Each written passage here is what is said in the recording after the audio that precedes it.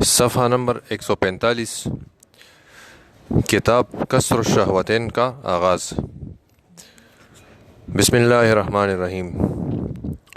شہوت شکم وہ فرج کو توڑنے کے بیان میں۔ شہوت شکم وہ فرج کو توڑنے کے بیان میں جاننا چاہیے کہ اولاد آدم کے لیے سب سے زیادہ مہلک اور تباہ کن شہوت پیٹ کی شہوت ہے۔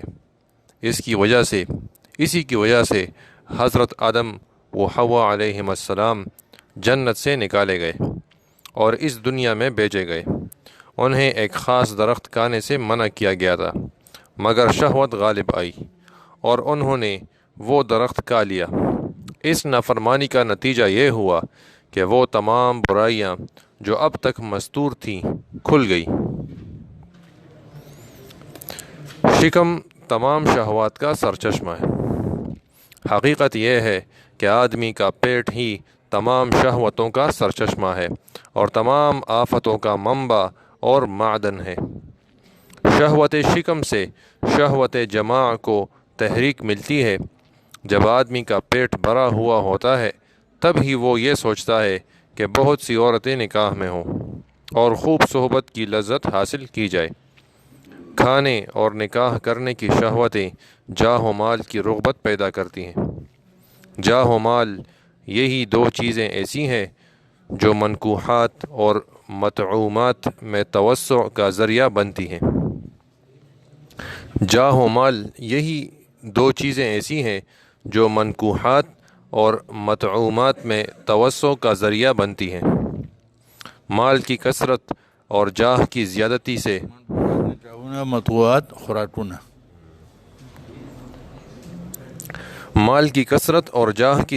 سے آدمی میں رعونت، ایک دوسرے سے سبقت لے جانے کی خواہش اور اپنے سے بالاتر کے لیے حسد کے جذبات پیدا ہوتے ہیں۔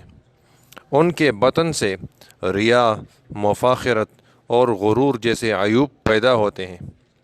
کینہ، بغض اور عداوت کے جذبات کو تحریک ملتی ہے۔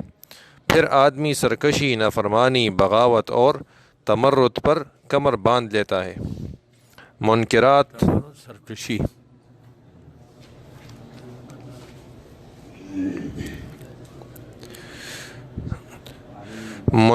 اور فواحش میں مبتلا ہو جاتا ہے۔ یہ سب معدے کو خالی نہ رکھنے کے نتائج و ثمرات ہیں۔ یہ پیٹ بھر کھانا ملنے کا غرور اور نشہ ہے۔ اگر آدمی اپنے نفس کو بھوک سے ذلیل رکھتا اور شیطان کی آمد و رفت کے راستوں پر پہرے بٹھا دیتا تو وہ ہرگز سرکشی اختیار نہ کرتا بلکہ اللہ عز و جل کی اطاعت کرتا۔ کبر و ریا اور نافرمانی و سرکشی کی راہ نہ چلتا، نہ دنیاوی لذات میں غرق ہوتا، نہ عاجلہ کو عقبہ پر ترجیح دینے کی غلطی کرتا، نہ دنیا کو آخرت پر ترجیح دینے کی غلطی کرتا، نہ دنیا کے مال و دولت پر اس طرح ٹوٹتا جس طرح کتے اپنے شکار پر جھپٹتے ہیں۔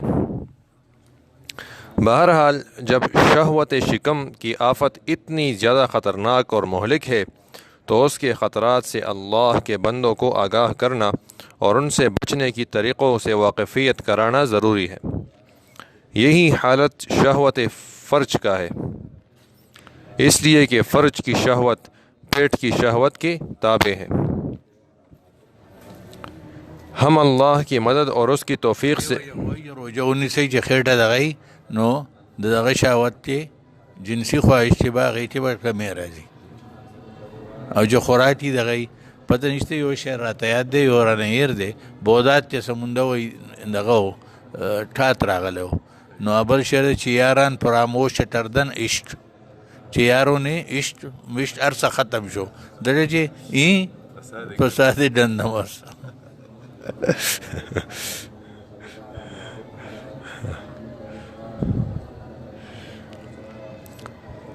ہم اللہ کی مدد اور اس کی توفیق سے اس گفتگو کو چند ابواب میں مکمل کریں گے۔ ان میں سب سے پہلے باب میں بھوک کی فضیلت اور شکم سیری کی مذمت بیان ہوگی، پھر اس کے بعد فوائد کا ذکر ہوگا، اس کے بعد کم خوری یا کھانے میں تاخیر کا ذریعہ پیٹ کی شہوت ختم کرنے کے طریقے ریاضت کی تشریح کی جائے گی۔ بھوک کے سلسلے میں لوگوں کے احوال کا اختلاف بھی بیان کیا جائے گا۔ پھر شرمگاہ کی شہوت زیر بحث آئے گی۔ پھر یہ بیان کیا جائے گا کہ مرید کے لیے نکاح کرنا ضروری ہے یا نکاح نہ کرنا ضروری ہے۔ اس کے بعد ان لوگوں کے فضائل ذکر کیے جائیں گے جو پیٹ، شرمگاہ اور آنکھ کی شہوت کے مخالف ہیں۔ فج مطلب شرمگاہ اور جدارا۔ پہلا باب، بھوک کی فضیلت اور شکم سیری کی مذمت۔ روایات۔ سرکار دو عالم صلی اللہ علیہ وسلم ارشاد فرماتے ہیں، ترجمہ: اپنے نفسوں کے ساتھ بھوک اور پیاس کے ذریعے مجاہدہ کرو، اس لیے کہ اس میں اتنا ہی اجر ہے جتنا اللہ کے راستے میں جہاد کرنے والوں کے لیے اجر ہے، کیونکہ اللہ تعالیٰ کے نزدیک بھوک اور پیاس سے زیادہ محبوب کوئی دوسرا عمل نہیں ہے۔ حضرت عبداللہ بن عباس رضی اللہ عنہ سرکار دو عالم صلی اللہ علیہ وسلم کا یہ ارشاد نقل کرتے ہیں، ترجمہ: آسمان کے فرشتے اس شخص کے پاس نہیں آتے جو اپنا پیٹ بھر لے۔ کسی شخص نے عرض کیا، یا رسول اللہ صلی اللہ علیہ وسلم، لوگوں میں افضل کون ہے؟ فرمایا، ترجمہ: جو کم کاتا ہو، کم ہنستا ہو اور اتنے لباس پر خوش رہتا ہو جس سے چھپ جائے۔ اسی مضمون کی کچھ روایات یہ ہیں، ترجمہ: سب سے بڑا عمل بھوک ہے اور نفس کی ذلت ان کا لباس ہے۔ ترجمہ: پہنو اور کھاؤ پیو نصف پیٹ، اس لیے کہ یہ نبوت کا ایک حصہ ہے۔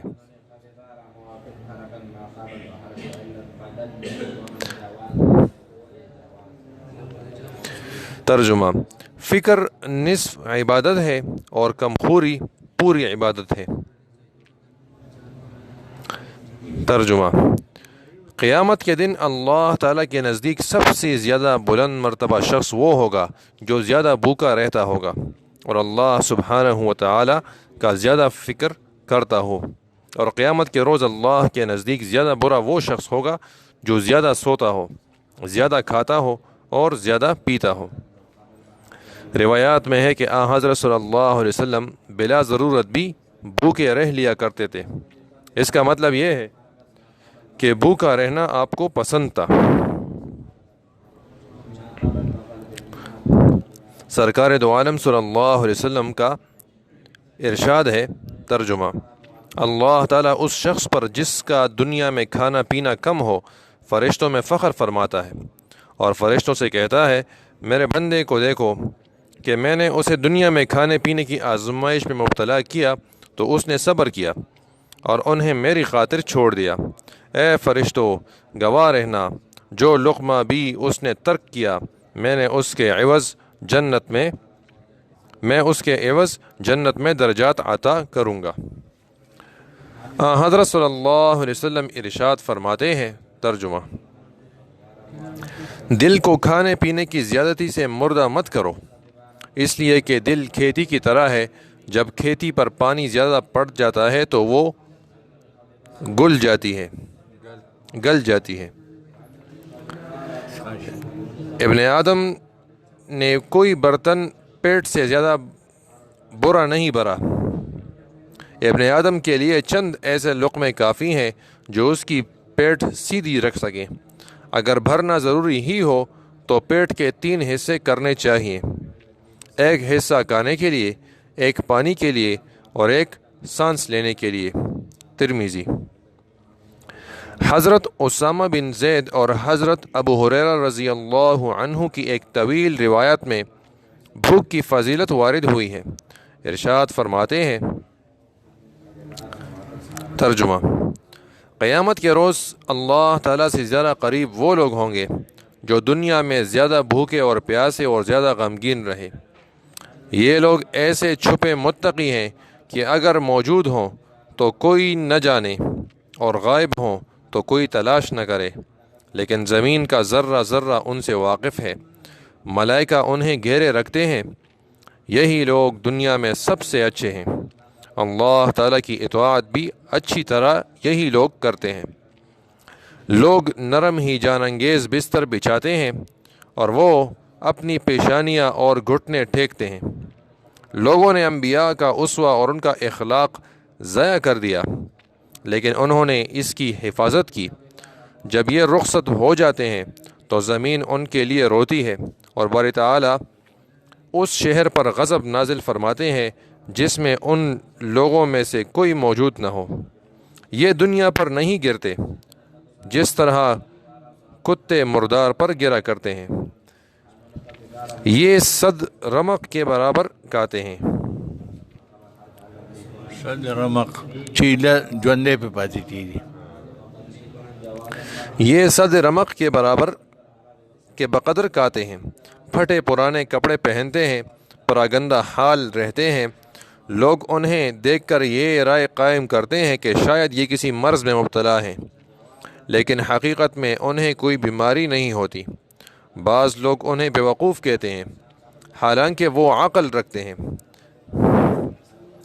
لیکن جس پر دنیا داروں کی نظر رہتی ہے اور جسے اللہ نے ان سے دور رکھا ہے، دنیا والے سمجھتے ہیں کہ شاید وہ عقل کے بغیر چل پھر رہے ہیں، حالانکہ جس وقت لوگوں کی عقلیں رخصت ہو جاتی ہیں ان کی عقلیں موجود رہتی ہیں۔ اے اسامہ، آخرت میں ایسے ہی لوگوں کے لیے شرف اور فضیلت ہے۔ جب تم انہیں کسی شہر میں دیکھو تو سمجھ لو کہ اہل شہر کے لیے پروانہ امن آ گیا۔ اللہ تعالیٰ کسی ایسی قوم کو عذاب نہیں دیتا جس میں یہ لوگ موجود ہوں۔ زمین ان سے خوش رہتی ہے اور اللہ ان سے راضی رہتا ہے۔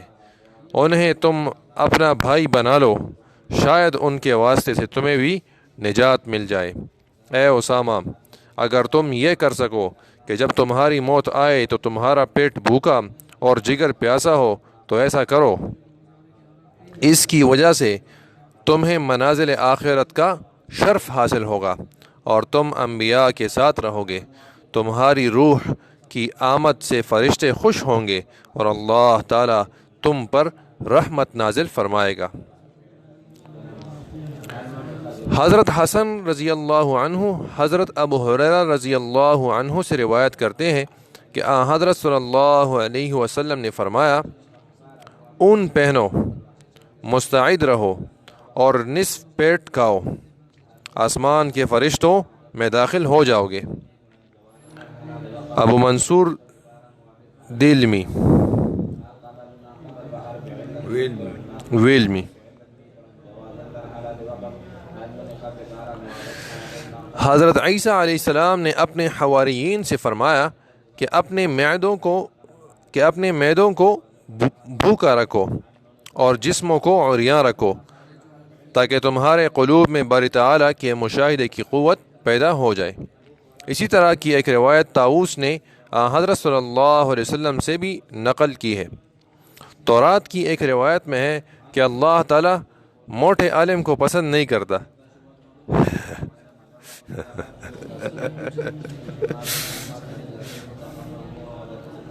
تورات کی ایک روایت میں ہے کہ اللہ تعالیٰ موٹے عالم کو پسند نہیں کرتا، اس لیے کہ موٹاپا غفلت اور بسیار خوری پر دلالت کرتا ہے، اور یہ ایک بری عادت ہے، خاص طور پر علماء کے لیے۔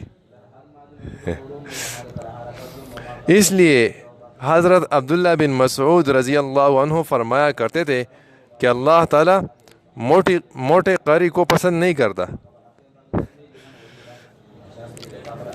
ایک دا خو چې نن سبا په هر خاص کر د مرکز کې چې سړی ولګوي دا خبره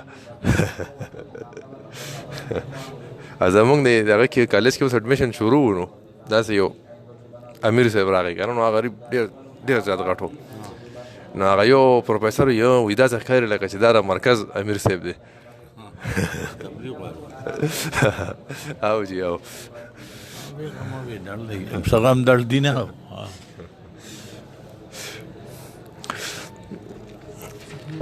ایک مرسل روایت کے الفاظ یہ ہیں، ترجمہ: شیطان آدمی کی رگوں میں دوڑتا ہے، اس کے راستے بھوک اور پیاس کے ذریعے تنگ کر دو۔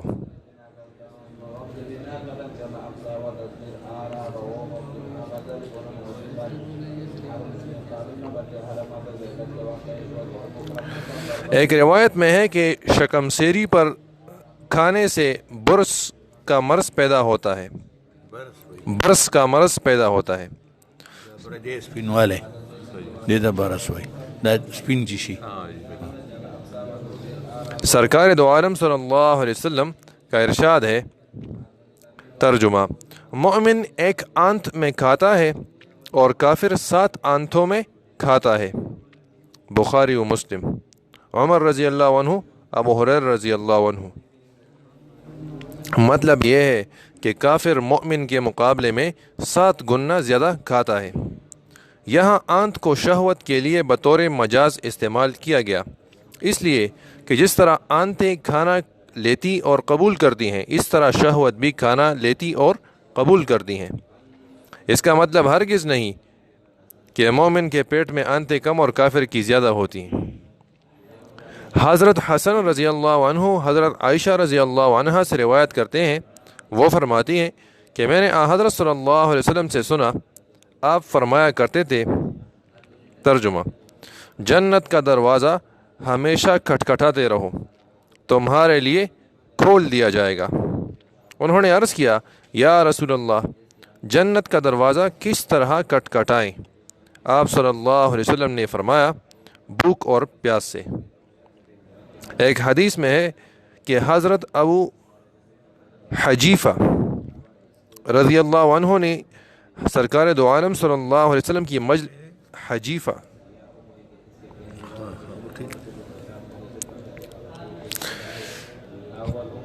نے سرکار دو عالم صلی اللہ علیہ وسلم کی مجلس میں ڈکار لی۔ آپ صلی اللہ علیہ وسلم نے ارشاد فرمایا۔ ترجمہ: اپنی ڈکار کم کرو، اس لیے کہ قیامت کے روز زیادہ بھوکا وہی ہوگا جو دنیا میں زیادہ شکمسیر ہوگا۔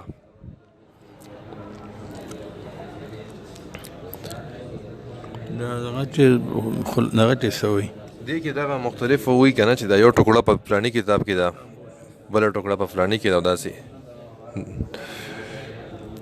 حضرت عائشہ رضی اللہ عنہ ارشاد فرماتی ہیں کہ حضرت صلی اللہ علیہ وسلم نے کبھی پیٹ بھر کر کھانا نہیں کھایا۔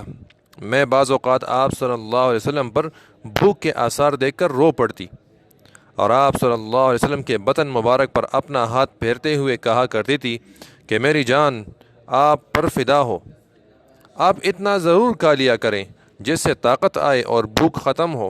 آپ صلی اللہ علیہ وسلم ارشاد فرماتے تھے، اے عائشہ، میرے اولو العزم پیغمبر بھائیوں نے اس سے بھی کہیں زیادہ صبر آزما تکلیفوں پر صبر کیا ہے۔ جب وہ دنیا سے رخصت ہوئے اور اپنے پروردگار کے سامنے حاضر ہوئے تو ان کو زبردست اجر و ثواب اور بے پناہ عزت و تکریم ملی۔ مجھے شرم آتی ہے ایسا نہ ہو کہ کل کو چند روزہ زندگی کی آسائش کی وجہ سے مجھے ان کے مقابلے میں کم تر درجہ ملے۔ میرے لیے چند دن صبر کی مشقت برداشت کرنا اس سے بہتر ہے کہ کل آخرت میں میرا حصہ کم ہو۔ مجھے اس کے علاوہ کوئی بات پسند نہیں کہ میں اپنے دوستوں اور بھائیوں کے ہمراہ رہوں۔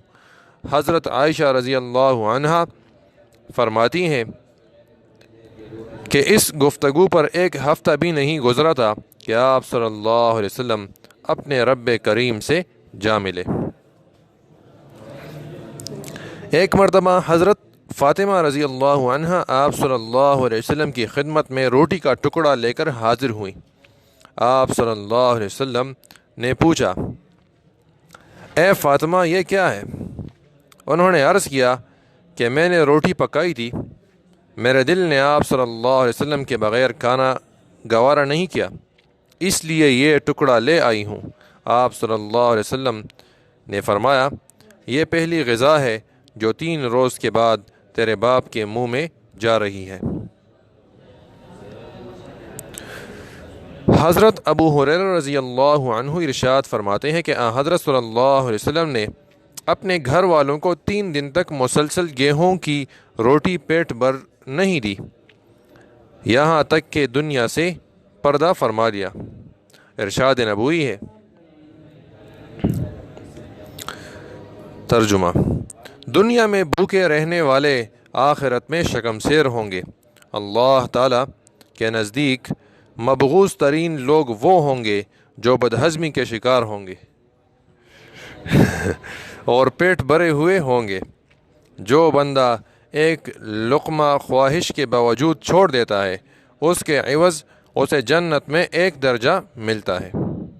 طبرانی، ابو نعیم، ابن عباس رضی اللہ عنہ۔